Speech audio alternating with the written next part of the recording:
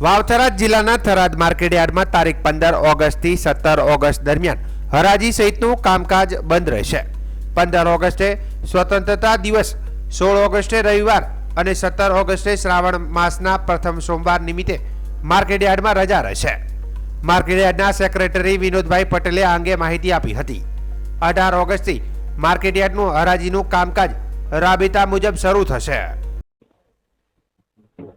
15 August, 16 August અને 17 August એમ કુલ 3 દિવસ માટે થરાદ માર્કેટયાર્ડને જે હરાજીને લગતું કામકાજ છે એના માટે આપણે રજા રાખેલ છે।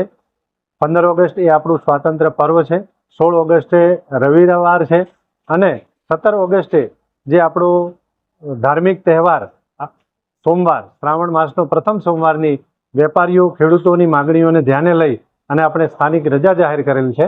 એટલે આ એડવાન્સમાં એટલે કહેવામાં આવે છે કે કોઈ ખેડૂત પોતાનો માલ લઈ અને 3 દિવસ માટે અહીં આવે નહીં, જેથી ચોમાસાની સિઝનમાં માલ પણ ન બગડે અને આ 3 દિવસ માટે આપણી આ રજા રહેશે। જ્યારે 18 ઓગસ્ટથી એટલે કે મંગળવારેથી જેમ રાબેતા મુજબ આપણી આ થરાદ માર્કેટયાર્ડનું તમામ કામકાજ, વેપારનું કામકાજ, હરાજીનું કામકાજ એ શરૂ થશે।